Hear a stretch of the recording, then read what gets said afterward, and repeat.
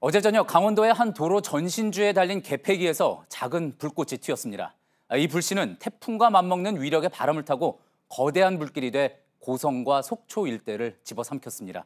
역대 최악으로 기록될 이 산불로 1명이 숨졌고 부상자는 현재 1명입니다. 4,000명 넘는 주민이 공포에 떨며 대피했고 축구장 넓이의 700배가 넘는 산림이 사라졌습니다. 화마가 휩쓴 마을은 녹아내리고 잿더미로 변해서 마치 전쟁터 같은 모습이었습니다. 이번 산불로 특히 피해가 심했던 속초 장전마을에 저희 취재기자가 나가 있습니다. 자, 박상욱 기자, 지금 박 기자가 있는 곳 장천마을이라고 했습니다. 속초에서도 어디쯤 있는 곳입니까?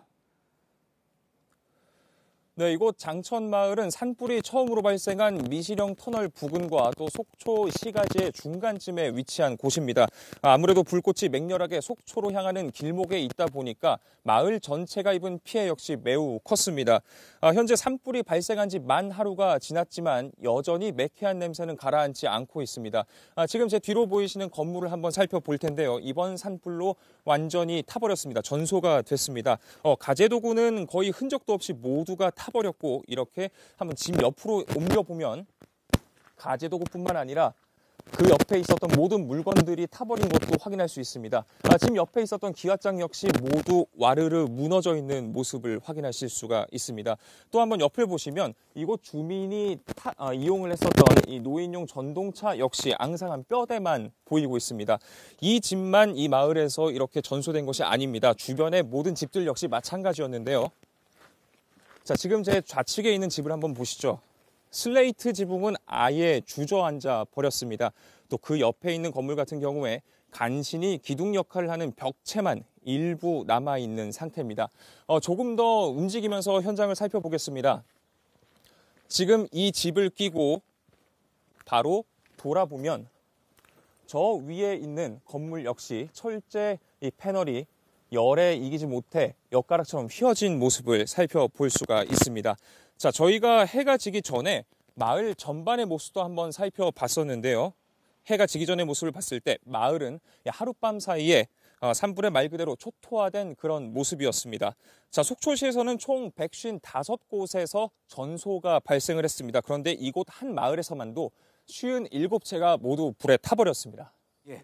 아무래도 피해 현장에 지금 전기가 하나도 들어오지 않는 모습이고 또 이동통신 기지국 상황도 좋지 않아서 다소 음향이 좋지 않은 면이 있습니다. 시청자 여러분들의 양해를 바랍니다. 아무래도 이제 주민들이 가장 걱정입니다.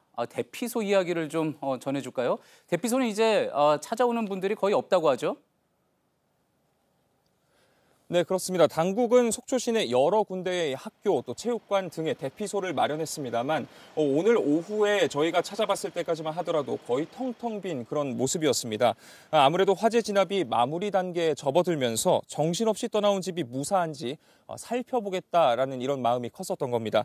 정든 집이 완전히 불타버리면서 오갈 데가 없는 이곳 주민들은 마을회관에 모여 있었는데요. 제가 미리 한번 만나봤습니다. 잠시 들어보시겠습니다. 밤이 너무 무섭더라고요.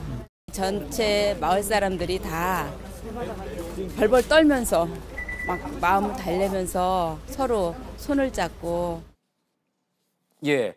자, 이제 앞으로 피해 현장과 관련된 소식들 박상욱 기자가 현장에서 이제 계속 잇따라 전해드릴 텐데요. 일단 재난 지역으로 선포가 됐습니다. 하지만 아무래도 이제 당분간 피해 주민들의 충격은 상당할 수밖에 없겠죠.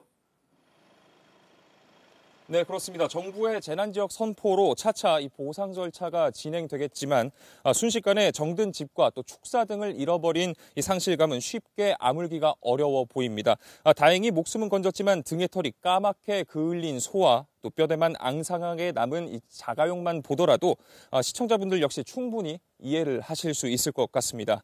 자, 지난밤 화마가 남긴 상처, 날이 새면서 고스란히 드러났습니다. 집체는 바스러지고 차는 녹아내렸습니다. 곳곳이 처참했는데 남아있는 연기 속에서 마지막 불씨를 끄는 작업이 오늘도 하루 종일 이어졌습니다. 먼저 백민경 기자가 보도합니다.